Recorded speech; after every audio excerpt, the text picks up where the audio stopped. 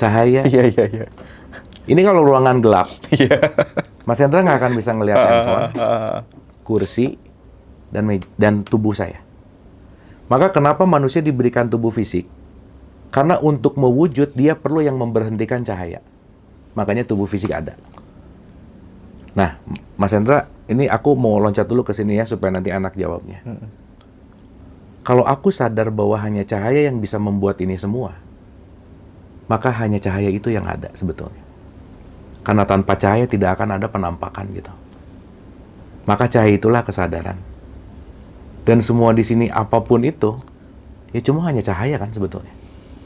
Yang mewujud menjadi sebuah apapun, dan apapun itu hanyalah sebagai konteksnya adalah tanpa adanya cahaya, tidak akan ada yang terlihat gitu loh Mas Hendra. Nah sekarang pertanyaannya, berarti kalau semua esensialnya adalah cahaya, ya kita ini kan semua adalah sang kesadaran itu sendiri. Betul nggak? Kita adalah kesadaran yang tertutup oleh manas, yang tertutup oleh pikiran, perasaan, emosi, yang tertutup oleh konsep, yang tertutup oleh makna. Maka saya, Mas Hendra, siapapun di sini, kesadarannya tunggal. Cuman Mas Hendra punya manas program, saya punya manas program kita yang beda gitu Mas. Iya. Bener. Gitu. Makanya Mas maaf ya, aku ngelihat Mas Hendra tanpa manas, aku ngelihat diriku sendiri. Maka bagaimana mungkin aku menyakiti Mas Hendra gitu? Karena menyakiti Mas Hendra, menyakitiku juga gitu. Nah, ketika kita melampaui manas, ketika kita melampaui pikiran, perasaan, dan emosi, kita lagi menyentuh kesejatian kita bahwa yang saya maksud download adalah, gimana ya bahasanya? Dalam keheningan, program-program itu dikikis. Dalam keheningan, kita akan masuk ke dalam esensial yang Mas Hendra mengetahui sesuatu bukan dari kata-kata, bukan dari buku, bukan dari apapun. Tapi itulah yang disebut direct path atau direct experience, yang disitulah aha moment gitu Mas Hendra. Oke, jadi sekali lagi yang perlu dikasih underline adalah ketika kita sudah bisa berdamai dengan makanan, kita bisa berdamai dengan Tuhan gitu. Apa yang membuat statement itu kira-kira apa? Alasannya apa? Ini Mas, coba renungin kalau orang Islam ya lagi bulan Ramadan. Itu tuh pasti ada yang hilang. Kenapa? Karena dikit-dikit tuh mikir nanti makan apa ya, bener nggak Mas? Ya. Jadi ada gabutnya gitu. Kenapa nggak mikirin makanan? Kebayang nggak? Kalau kita kehilangan beban pikiran beberapa puluh % karena hanya mikirin makanan, Mas Hendra. Itu beban pikiran itu bisa kita convert, bisa kita alihkan kepada sesuatu yang lebih kreatif gitu. Dan teman-teman, secara biologikal, tubuh kita terbaik secara prima ketika perut kosong. Oke. Maka kalau perutnya penuh, itu kita nggak maksimal. Kenapa coba? Karena kalau perut penuh, pencernaan itu lagi menggunakan energi banyak gitu. Beda loh ya, perut kosong sama kelaparan ini beda nih. Makanya, ya jangan lapar sih, tapi pas gitu. Itu satu. Yang kedua, ketika kita mulai menjaga makan kita akan benar-benar menjaga nafsu, Mas Hendra. Karena salah satu konteks, ya maaf ya, ketika kita banyak makan, itu banyak rangsangan energi-energi yang, wah jadi kayak kebanyakan makan gula, Mas. Sugar rush gitu misalnya. Dan oh ya, ngomongin gula, teman-teman, please, kurangi gula secepat mungkin. Iya. Ya, jadi kalau sekarang ada ngomongin narkoba lah, ada ngomongin ini bahaya, sebenarnya yang paling bahaya tuh gula sih. Kayaknya dimulai dari anak-anak deh kayaknya. Aduh, Mas. Ya, Kang ya. Kebayang nggak, minuman kemasan yang segini, itu gulanya bisa 40-50%. Ini bukan teh dikasih gula sih, gula dikasih teh gitu. Anak-anak semua yang dimakan basisnya gula. Kebayang nggak, dengan gula yang banyak masuk, insulin yang nggak beres, banyak banget lemak-lemak yang, wah udah deh. Itu nanti teman-teman bisa search lah ya, dengan concern tertentu gitu. Jadi sebisa mungkin teman-teman, kurangi gula. Dah, itu aja. Karena ketika kita mengurangi gula, kita mulai mengganti insulin untuk membuat lemak tubuh kita ini menjadi power atau untuk menjadi energi gitu kira-kira. Dan saya ulang-ulang bahwa sekali lagi ya, ini penting, silakan dicek aja. Sekarang tuh yang banyak mati sekali lagi bukan kelaparan tapi overeating, udah gitu aja. Nah, jadi balik lagi ke begitu aku damai dengan makanan, berarti aku damai dengan energi. Berarti aku akan damai juga dengan sang pemilik energi gitu. Oh, oke. Gitu loh, Mas. Dan Lebih mudah terhubung. Dan coba rasain deh, once kita lagi bener-bener homeostasis gitu ya. Mas, ini kalau aku lagi makan yang ngaco, aku cerita secara pengalaman pribadi ya. Iya. Itu ide susah keluar loh, Mas. Serius. Ide mumet, emosian, baperan gitu. Itu tadi, makanya sebagian orang kalau baperan tuh jadi banyak nyemil, banyak makan gitu misalnya. Dan itu ngebuat beneran si homeostasis tubuh itu juga jadi dalam tanda petik ya, jadi nggak seimbang gitu. Jadi teman-teman, kalau kita bicara masalah tirakat lah ya, makanya kenapa sih puasa tuh, hai orang-orang beriman diwajibkan atas kamu berpuasa seperti orang-orang terdahulu, ini tuh udah cerita lama banget gitu. Dan teman-teman tahu bahwa ketika tubuh kita nggak ada asupan makanan lebih dari 16 jam atau 18 jam, ada satu sel namanya autopagi. Si autopagi ini yang akan menggeru semua sel-sel buruk, dan itu akan melakukan yang namanya sirkulasi perbaikan secara alamiah gitu. Jadi semakin mempersedikit makan, semakin sel-sel tubuh kita ini banyak istirahat gitu. Minimal harus 16 jam. 16 jam good start lah, Mas. Oke. Gitu. Jadi at least 8 jam gitu waktu makannya gitu. Oke. At least skip breakfast misalnya, 12 ke 8, udah. Dan sebisa mungkin teman-teman 4 jam sebelum bobo, itu kalau bisa jangan ada asupan makanan. Kenapa? Kalau, waduh Mas Hendra, malam-malam tuh kan nasi goreng tuh, aduh udah ya, godaan besar sekali ya, nasi goreng tek gitu ya. Kebayang nggak teman-teman? Kalau kita makan 1 jam sebelum kita bobo, matanya merem, tapi pencernaannya muter terus tuh. Jadi tidurnya nggak akan maksimal. Maka kalau tidur nggak maksimal, istirahat kita nggak maksimal. Istirahat nggak maksimal, recharging energi nggak maksimal.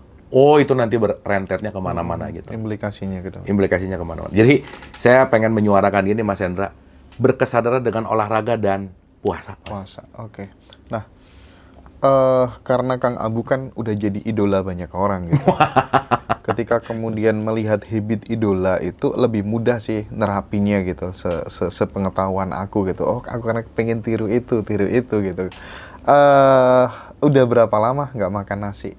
Aku nggak makan nasi hampir 6 tahun, Mas. 6 tahun? Jadi, aku memang ini juga lagi coba ya.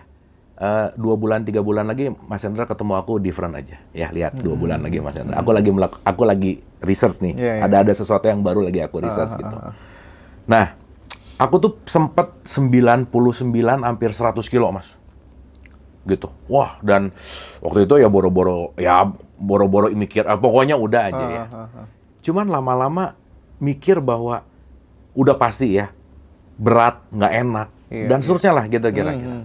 Nah terus karena, ya balik lagi ya, power of kepepet sih memang ya. Karena waktu itu harus syuting RCTI, produser saya ngomong, lu kalau gendut jelek banget gitu.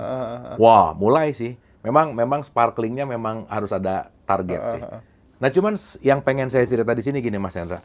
Awal aku mendalami kesehatan tubuh, kesehatan holistik, itu aku pakai push, aku punya target, aku harus melakukan ini. Karena waktu itu ada kebutuhan TV kan. Jadi aku kepaksa tuh. Nge-gym lah, apalah. Dan olahraga otot itu penting banget. Teman-teman, please, ototnya juga dilatih karena itu penting banget. Karena dia akan mempengaruhi ke tulang dan seterusnya gitu. Anyway, nah, dan aku beda ketika aku mulai menyadari kesadaran bahwa dulu tuh Mas, tersiksa, aku diet tuh tersiksa. Karena mindsetnya masih, ini harus gitu. Tapi lama-kelamaan aku mulai menyadari bahwa, iya ya, aku melakukan ini bukan menyiksa tubuh, tapi justru mencintai tubuh gitu. Dan ini aku mulai dari 5-6 tahun belakangan ini, aku mau niat sekarang aku benar-benar pengen memasukkan nutrisi yang sesuai dengan kebutuhan tubuh gitu.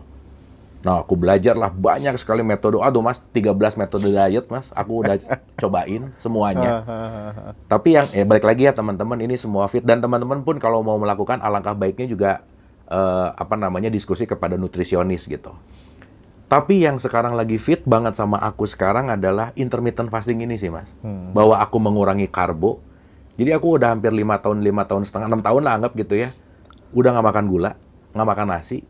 gitu. Dan apa yang terjadi dan kerasa, nomor satu Mas, satu ya dalam konteks ide misalnya.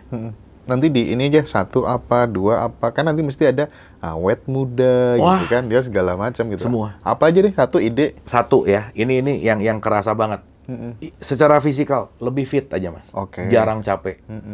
Aku tuh sehari bisa 4 jadwal, 5 jadwal online offline Mas. Iya, Hendra. iya. Gitu ya. Namanya juga raja TikTok. Gitu. Tapi yang aku sadari juga, oh iya ya, kenapa meskipun ya kadang-kadang kebablasan juga ya, kadang-kadang si hak tubuh ini juga aku bablas-bablas juga sih gitu ya. Jadi, duh maaf ya tubuh gitu ya kira-kira. Nah, itu satu, aku ngerasa jauh lebih fit. Oke. Yang kedua Mas, setelah nggak makan nasi, nggak makan gula, aku ngerasa jauh lebih bisa nangkep sesuatu tuh lebih, apa ya, kalau orang ngomong tuh aku bisa lebih, ya maaf ya bahasanya gini Mas, aku ngerasa lebih cerdas lah gitu. Iya. Dah itu aja Mas. Gitu, itu yang kedua. Yang ketiga, membuat dan membantu aku fokus dan konsentrasi jauh lebih tinggi dari sebelumnya. Oke. Nah ini yang aku cerita kemarin Mas Hendra. Dalam ranah meditasi, itu keterhubungan dengan si direct self ini, si essential self ini, itu dahsyat banget Mas Hendra. Jadi ya gimana ya teman-teman? Kita tahu bahwa meditasi itu, ya saya melakukan itu gitu ya. Dengan meditasi, saya punya me time untuk bisa komunikasi sama higher self gitu. Banyak orang yang bilang bahwa meditasi itu terganggu dengan pikiran apa dan lain-lain. Saya secara subjektif mengalami langsung bahwa ketika saya mengurangi kadar makan dengan intermittent fasting ini, bahasa gampangnya Mas Hendra, connect-nya tuh cepet banget lah gitu kira-kira. Dan aduh Mas, itu yang aku nggak dapetin dari sebelum ini gitu. Jadi ternyata nggak main-main bahwa olahraga, jaga makan, aku baru ngerasain bahwa iya ya, ini changing semua dari batiniahku, mentalku, tubuhku, dan ya balik lagi sih, keseluruhan ini balik lagi konteksnya adalah dengan aku bisa punya komunikasi yang lebih baik dalam meditasi gitu. Banyak downloadan yang dahsyat gitu Mas Hendra.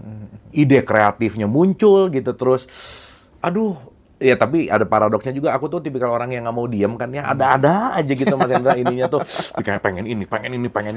Ya tapi maksud saya adalah once itu terjadi ternyata dengan makan nggak diatur, dengan olahraganya nggak rutin, banyak energi yang saya rasa kita bisa menyimpan atau kita bisa mengarahkan energi ke hal yang lebih bermanfaat gitu lah kira-kira. Intinya kreativitinya muncul aja lah gitu Mas Hendra. Intinya tidak hanya micin aja yang bikin nge-lag gitu ya. Banyak yang bikin nge-lag ternyata, karbo, gula gitu ya. Dan Mas, aku ngerasa banget bahwa ketika intermittent fasting tuh nggak mikirin nanti makan apa, harus apa. Itu tuh los gitu. Iya. Los aja. Dan karena udah terbiasa kali ya, ya jadi nggak ngerasa berat aja gitu. Karena aku tahu bahwa ketika aku sedang puasa, aku sedang men-serve tubuhku, sedang mencintai tubuhku, dan sedang merawat asetnya Tuhan gitu. Iya. Itu sih. Kang Abu tadi kan bicara soal apa terhubung dengan higher self dan lain sebagainya. Di satu kesempatan sebenarnya ya tidak ada apa-apa kecuali beingness ini, kecuali keberadaan ini gitu. Nah, ketika kemudian kita masih terhubung dan mendapatkan sesuatu dari higher self, itu bukannya keberduaan gitu, bukan kemanunggalan. Bagaimana menjelaskan itu secara pas gitu? Oke. Mas Hendra ngelihat kursi, Mas Hendra ngelihat saya, Mas Hendra ngelihat handphone saya. Ada 3 entitas, betul nggak? Oke. Pertanyaan. Yang bisa membuat Mas Hendra bisa ngelihat 3 entitas ini berbeda apa? Cahaya. Iya. Ini kalau ruangan gelap, Iya. Mas Hendra nggak akan bisa ngelihat handphone, kursi, dan tubuh saya. Maka kenapa manusia diberikan tubuh fisik? Karena untuk mewujud, dia perlu yang memberhentikan cahaya. Makanya tubuh fisik ada.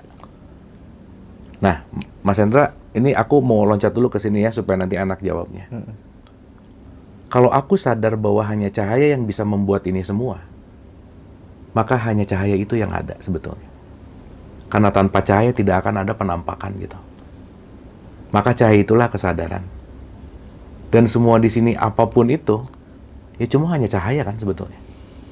Yang mewujud menjadi sebuah apapun, dan apapun itu hanyalah sebagai konteksnya adalah tanpa adanya cahaya, tidak akan ada yang terlihat gitu loh Mas Hendra. Nah sekarang pertanyaannya, berarti kalau semua esensialnya adalah cahaya, ya kita ini kan semua adalah sang kesadaran itu sendiri. Betul nggak? Kita adalah kesadaran yang tertutup oleh manas, yang tertutup oleh pikiran, perasaan, emosi, yang tertutup oleh konsep, yang tertutup oleh makna. Maka saya, Mas Hendra, siapapun di sini, kesadarannya tunggal. Cuman Mas Hendra punya manas program, saya punya manas program kita yang beda gitu Mas. Iya. Bener. Gitu. Makanya Mas maaf ya, aku ngelihat Mas Hendra tanpa manas, aku ngelihat diriku sendiri. Maka bagaimana mungkin aku menyakiti Mas Hendra gitu? Karena menyakiti Mas Hendra, menyakitiku juga gitu. Nah, ketika kita melampaui manas, ketika kita melampaui pikiran, perasaan, dan emosi, kita lagi menyentuh kesejatian kita bahwa yang saya maksud download adalah, gimana ya bahasanya?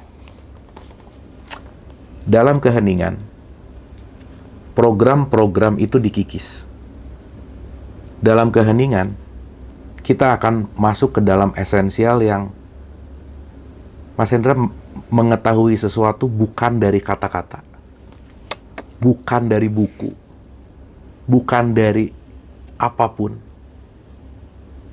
Tapi itulah yang disebut direct path atau direct experience, yang disitulah aha moment gitu Mas Hendra. Mungkin sekarang ada orang perlu inspirasi dulu dari omongan orang lain. That's okay gitu. Triggernya dulu. Dan disitulah kita disebut makhluk sosial yang kita bisa belajar terus dari siapapun. Tetapi ada satu esensial, saya sebut intelligent Mas. Ada intelligent, ada intelek. Bahwa kita semua tuh intelijennya sama, tapi inteleknya yang berbeda. Nah, sesaat kita melepaskan intelektualitas kita, Mas, kita akan mendapatkan, kalau pakai bahasanya Nabi Muhammad, la sautin wala harfun. Nggak ada suaranya, nggak ada hurufnya. Dan itu yang membuat Mas Hendra, zalikal kitabu la raiba fihi hudalil muttaqin. Tidak ada keraguan di situ. Oh, ini toh. Gitu loh, Mas. Aduh, keren Nabi. Oh, ini toh. Keren. Oh, ini toh. Dan kadang-kadang cuman susah nyari bahasa untuk nyampeinnya aja sih. Iya. Cuman susah nyari terminologi untuk nyampeinnya aja sih, gitu. Dan itulah kita perlu ilmu gitu, Mas. Karena begitu, let's say ya, dapat sesuatu yang aku pengen sampein, ini bahasa apa yang aku harus sampein ya? Karena yang aku sampaikan adalah bahasa rasa gitu loh, Mas. Dan rasa itu otentik. Nggak dibuat-buat gitu. Nah, itulah ketika kita belajar, kita punya pengetahuan, kita dapat sesuatu, kita bisa membahasakannya dengan bahasa sehari-hari gitu, Mas. Ya. Nah, jadi kalau ini disebut oneness, bukan ada dua entity, bukan. Tetapi ketika manas kita sebut program aja Mas Hendra. Ya. Ketika programnya lepas, kita memang sedang menyatu dengan si higher self kita gitu. Oke. Dan itu yang, waduh Mas, itu gimana ya? Semua kita punya jalur ke situ langsung gitu loh Mas. Cuman jarang dipakai aja sih gitu. Itu yang saya sebut distributor utama Mas. Iya, paham. Ya semua orang percaya sama subagen sih sekarang gitu. Gitu. Makanya ya penting untuk menelaah bahwa terhubunglah kepada distributor utama, karena distributor utama itu sangat dekat dengan kita. Bagaimana kita terpisah dengan dia, bagaimana kita jauh dengan dia, orang kita diliputi oleh dia kok. Oke. Yang menjarak antara aku dengan dia, yang menjarak antara diri dengan Tuhan, yang menjarak antara kita dengan kemanunggalan adalah konsep dan persepsi. Konsep dan persepsi datang dari mana? Pikiran, perasaan, dan emosi. Ini semua berkaitan dengan apa? Berarti begitu kita menjaga tubuh, menjaga asupan, memperbaiki pikiran, perasaan, emosi, itu pun akan memperbaiki hubungan kita dengan distributor utama gitu. Bagaimana mungkin kesadaran yang tidak terbatas itu tadi, awareness, consciousness yang tak terhingga itu tadi, bisa lama terbenam di dalam pikiran kan? Ya. Bisa tertutupi oleh Kenapa pikiran. begitu? Kita merasa bahwa justru itu malah kita nggak bisa mengaksesnya, nggak bisa kalau tadi Kang Abu mengatakan kalau aku melihat Mas Hendra tanpa manas, aku melihat diriku sendiri gitu. Ya. Kenapa kok bisa seperti itu gitu kan? Ya, karena kita divirusi oleh program dari luar, Mas. Nah, saya kasih contoh nih. Gini. Oke. Kita ini semua adalah kesadaran yang lahir. Yang dikasih tubuh, Mas. Ya. Di antara kesadaran dan tubuh, ada yang namanya pikiran, perasaan, emosi. Jiwa aja kita sebut. Iya. Oke.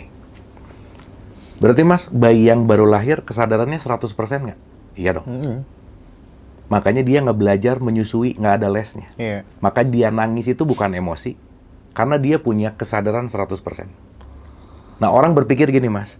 Oh, bayi belum punya kesadaran. Justru bayi itu 100% kesadaran. Tetapi sesaat dia lahir, dia diintimidasi oleh faktor eksternal, informasi dari dua orang tuanya. Jadi kesadaran yang 100% diliputi oleh informasi yang namanya program, belief system. Akhirnya kesadarannya mengecil nggak, Mas? Ketutup oleh kepercayaan nggak? Ketutup oleh program nggak? Gitu. Contoh aja. Mas Hendra kalau beli handphone baru, kan belum ada programnya, betul nggak? Iya. Kesadaran itu adalah touchscreen-nya. Tapi Mas Hendra nggak bisa mencet sesuatu kalau nggak ada program. Diinstallah program. Nah, jadi kita lahir itu dengan kecerdasan ini. Tapi aplikasinya banyak banget, Mas, diinstal. Dan sorry ya, Mas ya, lebih dari 85% aplikasinya virus masalahnya. Oke. Makanya, anak itu diberikan virus pertama oleh siapa? Orang tuanya. Jadi kasaran kata pengetahuan dari luar lah yang membuat kesadaran kita tertutup, Mas. Nah, saya mau pakai analogi teologi sedikit, Mas. Contoh, Mas. Kesadaran ini saya sering gambarkan dengan Adam. Jiwa itu adalah Hawa-nya.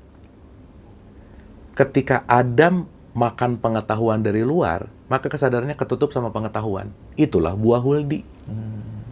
Kita jadi tahu A, jadi tahu B, jadi tahu C. Jadi terkotak nih. Contoh, Mas. Kalau ada orang terlahir dalam keluarga yang agak-agak konvensional, dibilang, nah, hanya agama kamu yang benar, yang lain sesat. Dikotakin nggak, Mas? Berarti dia dikasih huldi nggak? Iya, Dia makan huldi nggak? gitu. Iya. Berarti ketika dia besar, ngelihat agama lain, dia akan menyesatkan nggak? Iya. Datang dari mana kata sesat? Program yang datang dari faktor eksternal. Jadi kasaran kata, kita ini kebanyakan masuk program dari luar, yang membuat keaslian kita ketutup gitu loh, Mas. Nah, jadi balik ke pertanyaan Mas Hendra nih. Kenapa sekarang kok si program ini makin membesar dan kesadarannya nggak muncul? Kenapa? Karena dia asik dengan program ini gitu. Dia menikmati program ini. Salah satu program ini kan pengen kaya, Mas. Pengen terkenal. Dan semua program ini akan alamiah kembali kepada kesadaran. Cuman satu, Mas. Ketika program ini menemukan yang namanya penderitaan. Itu stuck momennya nanti di situ. Oke. Begitu derita, kesadaran manggil nih. Woi, kamu tuh bukan itu. Contoh, Mas. Keren. Contoh. Ada diri, ada identitas. Kalau anak-anak lagi main game, Mas. Ya, lagi main game nih. Kan mainnya di TV nih. Game. Begitu diserang musuh, begitu dia mau energinya habis, mati nih aku. Si anaknya ngomong, mati nih aku. Berarti dia lupa mana identitas, mana diri. Betul nggak, Mas? Iya, oke. Berarti dia menganggap dirinya adalah identitas yang di game itu. Pertanyaan, emang hidup ini bukan permainan, Mas? Iya. Keren analoginya. Betul nggak? Iya. Yang mati kan yang di game. Aku kan bukan itu. Maka diri kita yang sejati itu adalah kesadaran. Identitas itu adalah program. Dan semakin melekat kepada program, semakin si kesadaran ini nggak akan muncul. Maka secara alamiah, program ini harus dilepas, Mas. Harus ya, saya pakai kata harus nih. Kenapa? Karena pasti. Maka nemu masalah, nemu kesulitan, nemu hal-hal yang menyakitkan. Balik lagi lah, saya selalu senang banget kata-kata Rumi, luka adalah tempat cahaya masuk. Keterlukaan itu yang akan ngebuat program ini bergetarlah dalam tanda petik. Untuk menemukan, ternyata aku bukan jabatan ini ya. Ternyata aku bukan kepintaran ini ya. Ternyata. Akhirnya apa, Mas? La. Bukan. Yang ada hanyalah ilallah. Maka aku adalah kesadaran yang akan kembali kepada kesadaran. Innalillahi wa inna ilaihi roji'un. Dan pulang hanya di saat ini, Mas. Jadi kalau sekarang mau ngomongin ilaihi roji'un, nggak usah nunggu nanti. Saat ini, ketika kembali kepada kesadaran, disitulah ilaihi roji'un. Gitu. Oke. Hampir semua ajaran spiritual, ajaran agama mengatakan bahwa kepedihan, penderitaan itu semuanya hanya ilusi gitu. Tetapi kita hanya mempercayai itu sebagai teori, tidak beranjak untuk mengalaminya secara real, secara nyata gitu. Nah, salah satu cara supaya kita kemudian bisa mengalaminya adalah hadir utuh di sini saat ini. Karena kita akan terbebas dari kekhawatiran, kegelisahan, terbebas dari yang namanya waktu gitu, masa lalu dan masa depan gitu. Karena masa lalu pun sebenarnya adalah masa sekarang yang sudah kita alami dulu gitu kan ya. Tuh. Ya Kang ya. Nah, itu memulainya supaya kemudian bisa konsisten hadir di sini saat ini gitu. Bagaimana Kang? Itu satu. Yang kedua, kalau tadi bicara soal Adam, katanya kan kalau cerita-cerita guru-guru waktu kita masih kecil di musola, di masjid gitu, diturunkan dari surga ke bumi gitu. Bisa nggak kalau kemudian itu diambil sebuah conclusion bahwa ketika kita stay di kesadaran itu, kita menjadi pengendali dan penyaksi utuh, itu surga. Tapi pada saat kemudian kita merasa diri kita adalah pikiran, itu adalah buminya itu gimana? Gimana Kang Abu? Oke, kita bahas satu-satu ya. Oke. Mas, sekarang hari Jumat. Apa buktinya, Mas? Gimana kita mau membuktikan hari Jumat? Iya. Ya. Tapi karena kita sepakat aja sih. Kesepakatan Mas, bersama. sepakat ya? Jumat ya. Kita ngebuktiin Jumat aja nggak bisa kok. Apa buktinya? Betul ya Mas ya? Iya. Ini simpel dulu nih. Nggak usah jauh-jauh dulu nih. Oke. Berarti pertanyaannya, hari, tahun, jam, semuanya kesepakatan. Buat teman-teman yang di Bali sekarang lebih cepat 1 jam. Gitu ya? Iya. Oke. Berarti pertanyaannya, ketika kita bicara saat ini, atau masa lalu, atau masa depan, sebetulnya kan itu sesuatu yang quote and quote adalah masa lalu dan masa depan itu ilusi gitu. Dan yang saya selalu ulang-ulang Mas, 2 ya. Jadi tadi kita tahu bahwa semuanya ini kesepakatan. Saya ngomong waktu udah masa lampau. Berarti kita ini nggak pernah diam dalam tanda petik. Kita ini kalau bicara dalam waktu dinamis gitu. Artinya apa? Yang namanya hidup ketika kita melepaskan dari memori masa lalu dan imajinasi masa depan. Karena hanya manusia yang punya 2 hal ini, Mas. Karena dengan 2 hal ini, tujuan utamanya adalah agar bisa menciptakan sesuatu. Co-kreator itu ini alatnya. Jadi ini tuh alat canggih untuk menciptakan, tapi bagi orang yang nggak bisa pakainya, justru membunuh dirinya. Maka hari ini orang, dalam tanda petik ya, disiksa oleh masa lalunya, dan tersisa oleh yang belum terjadi gitu. Itu satu Mas. Dulu ya, dulu Mas. Kembali ke dulu depresi. Nanti ya anxiety gitu. Udah pasti Mas. Karena kita benar-benar lagi hidup dalam dunia ilusi yang begitu dulu lewat kan nggak sekarang gitu loh Mas. Nanti nggak sekarang juga gitu. Iya. Dan sekarang juga nggak bisa dikejar sih. Jadi maaf ya, saat ini juga nggak ada sih sebenarnya. Saat ini juga nggak ada. Gimana? Emang ini udah lewat. Ya bener sih. Dulu guru saya ngomong gini, nggak usah dipikirin, endasmu pecah katanya gitu kan. Pusing mikirin ini, mending dialamin. Dialamin itu ya. Nah, artinya Mas, endasmu pecah.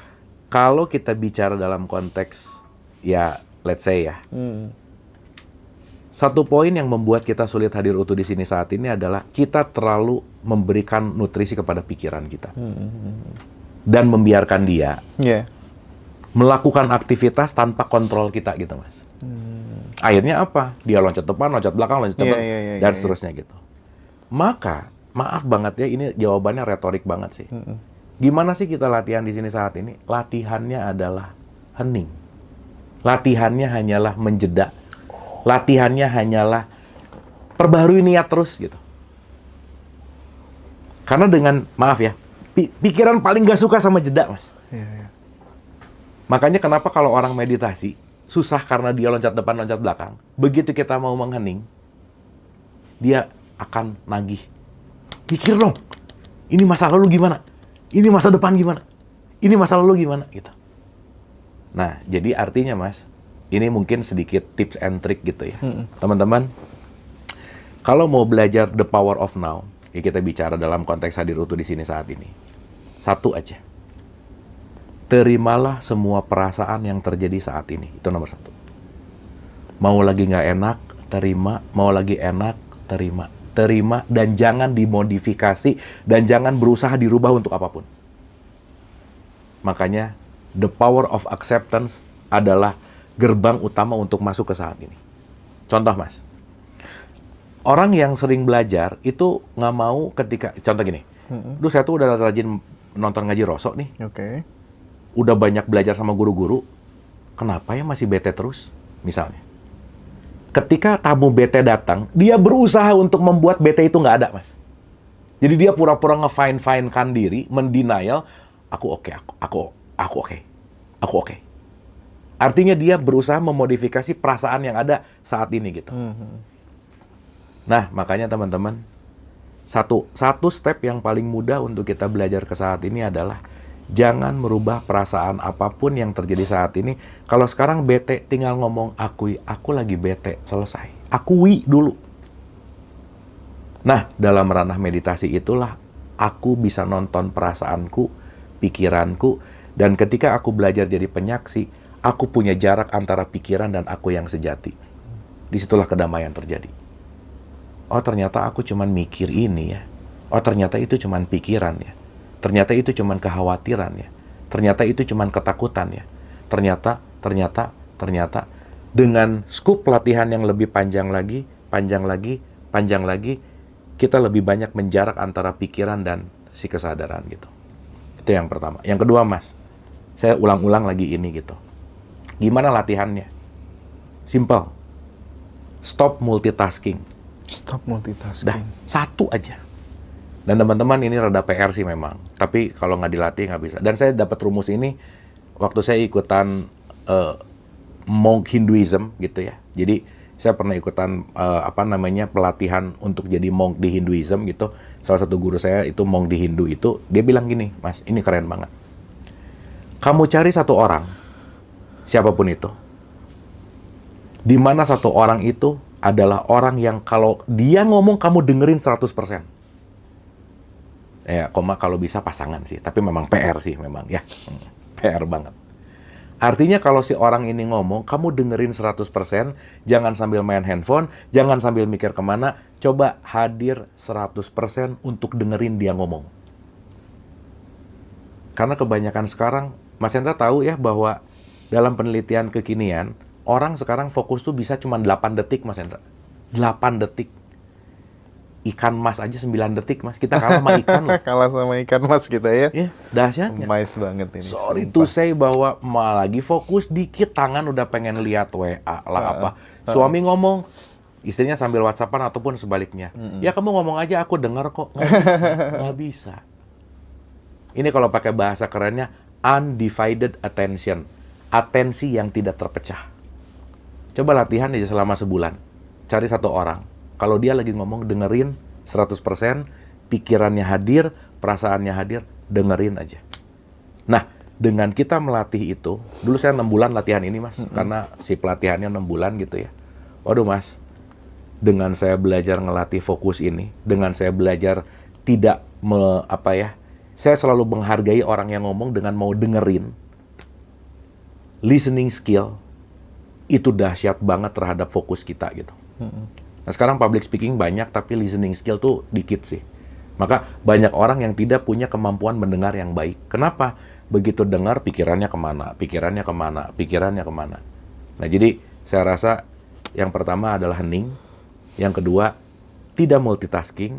Yang ketiga, coba belajar kalau orang ngomong dengerin 100%.